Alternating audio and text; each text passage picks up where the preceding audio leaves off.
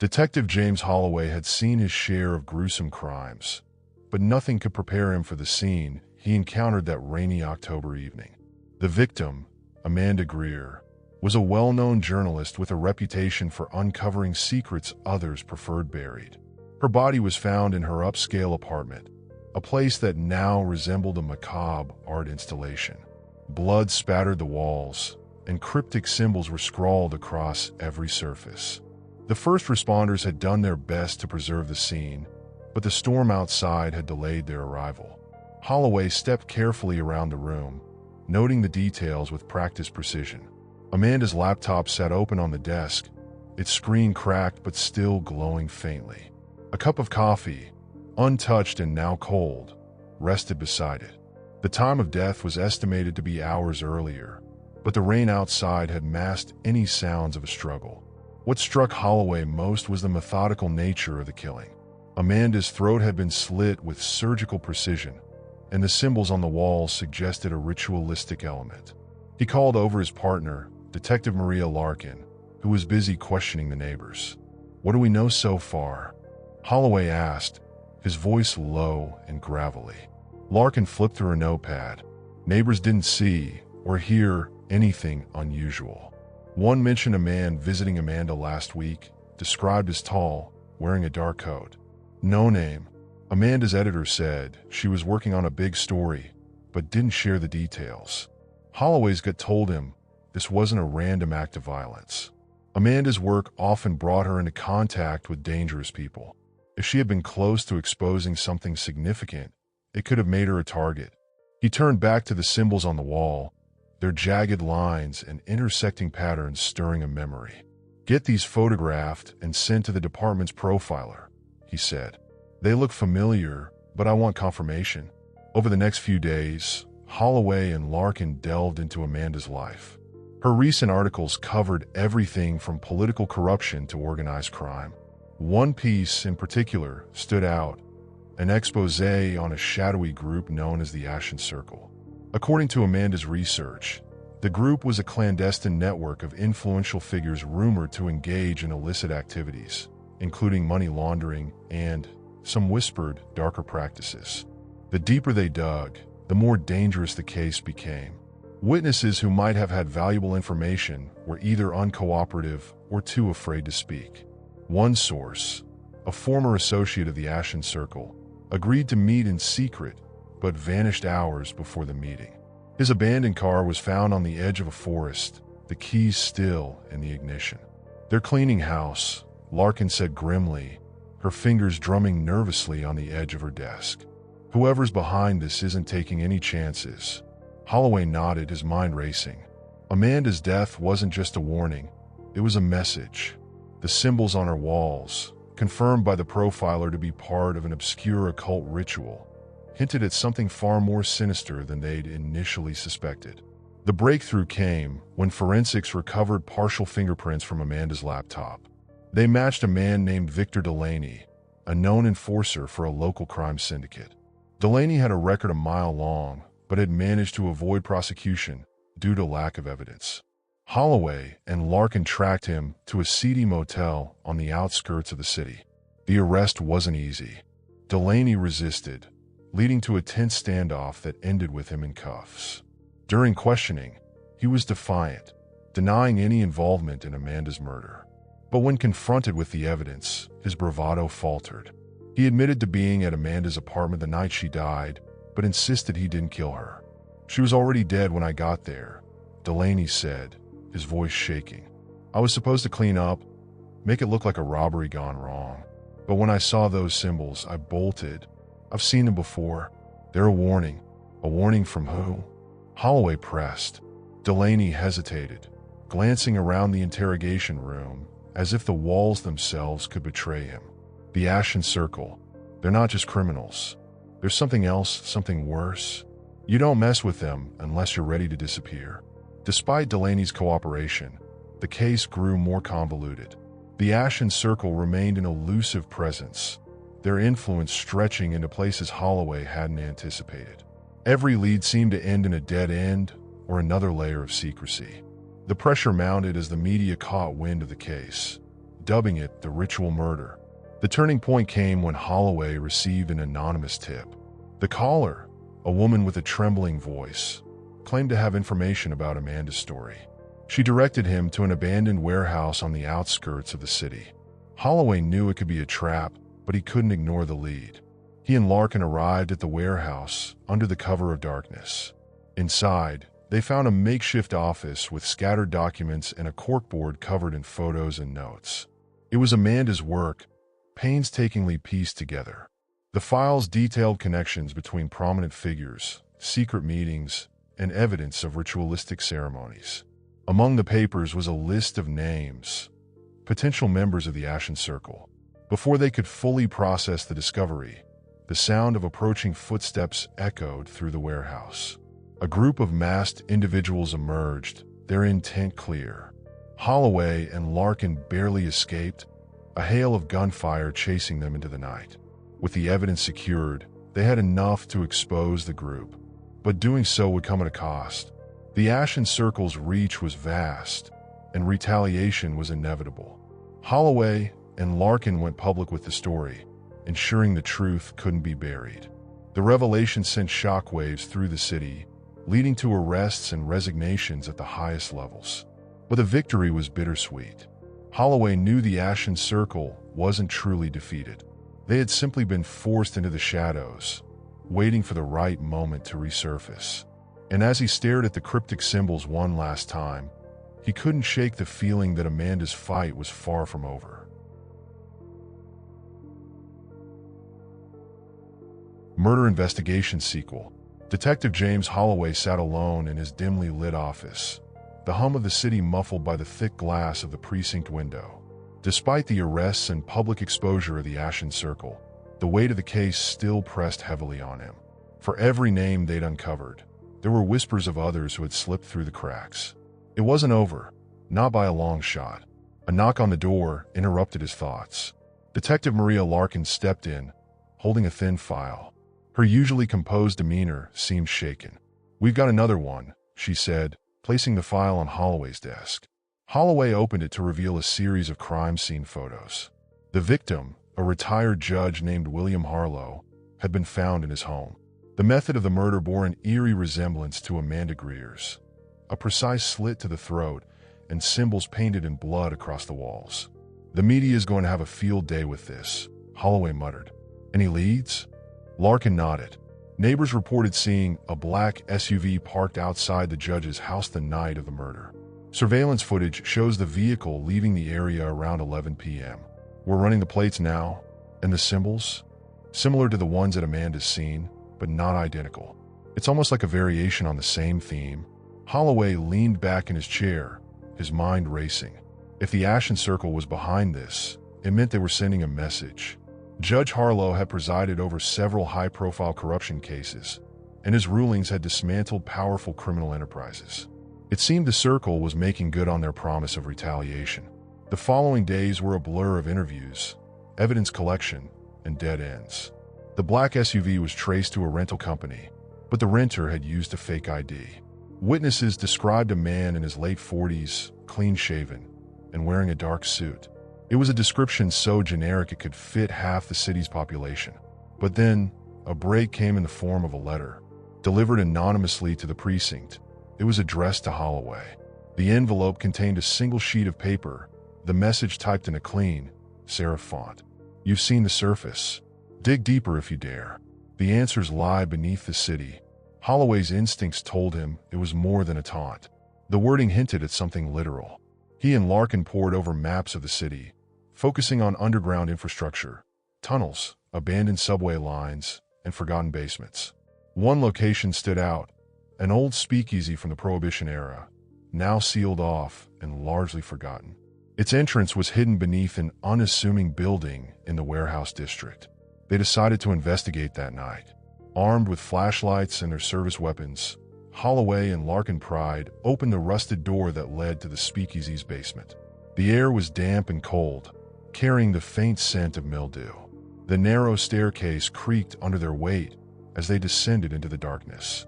The room they entered was cavernous, its walls lined with crumbling shelves that once held bottles of contraband liquor. But it was what lay at the center that drew their attention. A large table, its surface covered in papers, photographs, and a map of the city marked with red XS. Candles burned in a circle around the table, their flames flickering in the draft. "Looks like someone's been busy," Larkin whispered, her voice echoing in the vast space. Holloway moved closer, scanning the documents. Many of the photos were of prominent figures, politicians, business moguls, and law enforcement officials. Beside each photo was a set of notes, detailing their movements, affiliations, and, in some cases, incriminating evidence. The red XS on the map corresponded to locations linked to these individuals. "They're planning something," Holloway said. "This isn't just about revenge. They're trying to regain control." Before Larkin could respond, the sound of footsteps echoed from the far end of the room. They weren't alone. Holloway signaled for Larkin to take cover as he drew his weapon.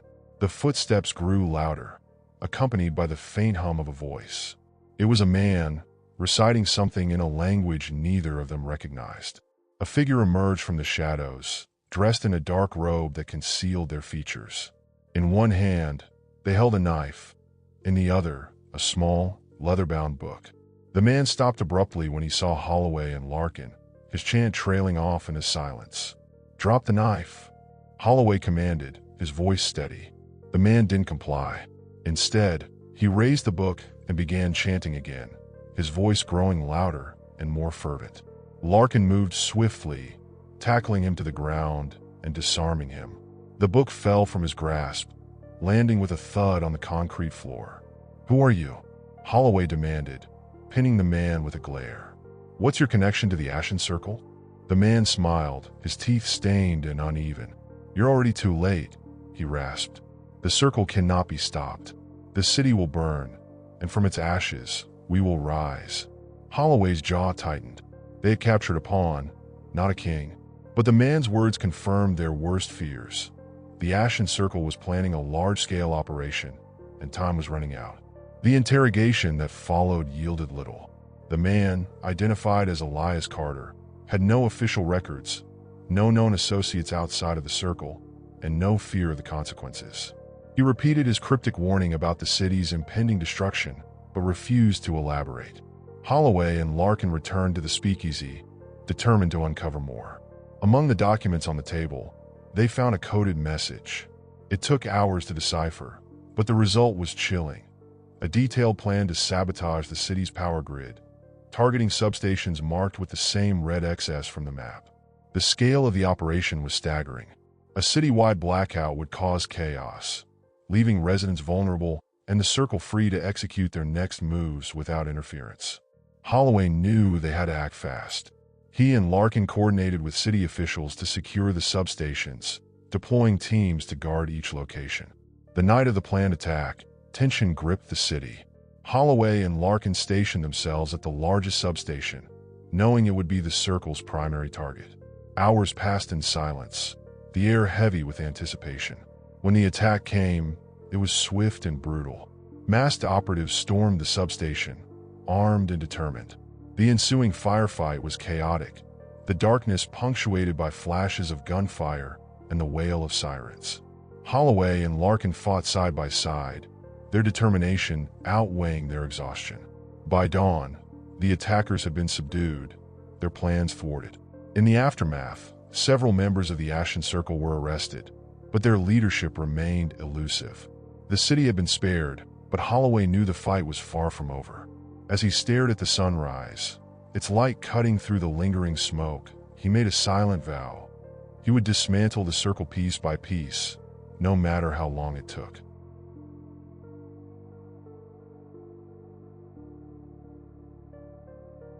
Murder Investigation Sequel. Detective James Holloway sat in his office, the weight of the recent events pressing down on him. Though they had thwarted the Ashen Circle's attempt to plunge the city into chaos, it was clear that the organization was far from defeated. Their tendrils reached deeper into the city than anyone had anticipated. Each arrest seemed to uncover more layers of deceit and corruption, and Holloway knew they were still only scratching the surface. The precinct was alive with activity. Officers were filing reports, running down leads, and trying to piece together the vast network that the Circle had constructed. Holloway's partner, Maria Larkin, walked into his office, a cup of coffee in each hand. She set one on his desk and took a seat across from him. "We've got another lead," she said. "A warehouse in the industrial district. Anonymous tip. Apparently, it's being used as a meeting spot for some of the higher-ups in the circle." Holloway took a sip of the bitter coffee and nodded. "How credible is the tip?" "It's solid. Came with some surveillance photos showing unusual activity. Vans coming and going late at night. No visible logos or markings. And there's this." She slid a photograph across the desk. It showed a man in his late 40s, wearing a dark trench coat and sunglasses. His face was partially obscured, but something about him seemed familiar. "Who is he?" Holloway asked. "Name's Victor Drexel. Former corporate lawyer. Went off the grid about 5 years ago. Before he disappeared, he represented some of the biggest players in the city's underworld. If anyone knows the circle's inner workings, it's him." Holloway leaned back in his chair, considering their next move. "We can't go in without a plan. If this warehouse is as important as it seems, it'll be heavily guarded." Larkin nodded. "I've already spoken to SWAT. They're ready to move when we are." That night, under the cover of darkness, the team assembled near the warehouse. Holloway and Larkin led the charge, moving with precision and purpose. The air was thick with tension as they approached the building. The faint hum of machinery and muffled voices could be heard from inside. Holloway signaled for the team to move in. The door was breached and chaos erupted. Men in suits and workers in overalls scattered, some attempting to flee, others pulling weapons. The SWAT team swiftly secured the area, while Holloway and Larkin made their way to an office at the back of the warehouse. Inside, they found Drexel. He was seated at a desk, a calm expression on his face, as though he had been expecting them. Papers and a laptop were spread out before him, and he didn't flinch as Holloway pointed his gun at him. "Victor Drexel," Holloway said, "you're under arrest." Drexel raised his hand slowly. "Detective Holloway, I've heard about you." The thorn in the circle sighed. "Save it," Larkin snapped, cuffing his hands behind his back. "You're coming with us?" As they escorted Drexel out of the warehouse, Holloway couldn't shake the feeling that something was off. Drexel was too calm, too composed. It was as if he was playing a game they didn't yet understand. Back at the precinct, Drexel was placed in an interrogation room. Holloway and Larkin watched him through the one-way glass. He sat there, unbothered, a faint smile on his lips.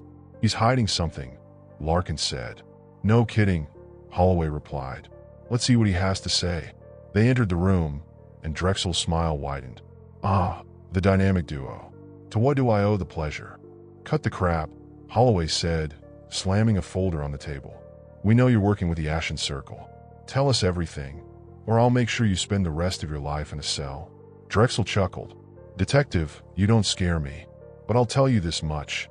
You're in over your head. The Circle isn't just an organization. It's an idea. You can arrest a few people, shut down a few operations, but you'll never destroy it." Larkin leaned forward, her voice cold. "Is that what they told you? That you're untouchable? Because you're here now, and they're not lifting a finger to help you." Drexel's expression faltered for a moment, but he quickly recovered. "You think this ends with me? There are others. Smarter, more ruthless, and they're already planning their next move." Despite his bravado, Drexel provided useful information. He revealed the location of several safe houses and the identities of key players within the Circle. The information led to a series of successful raids, but it also painted a clearer picture of the organization's scope. The Circle wasn't just operating in their city. It had branches across the country, each with its own agenda. Weeks turned into months as Holloway and Larkin worked tirelessly to dismantle the network. Each victory felt hollow, as new threats emerged to replace the ones they neutralized. The Circle was like a hydra. Cut off one head, and two more grew in its place. One night, as Holloway sat in his office reviewing case files, he received an email from an unknown sender. The subject line read, "You're close." The message contained a single sentence: "Meet me at Pier 14, midnight. Come alone." Holloway knew it was a risk, but he couldn't ignore it. He arrived at the pier, the sound of waves lapping against the docks filling the silence.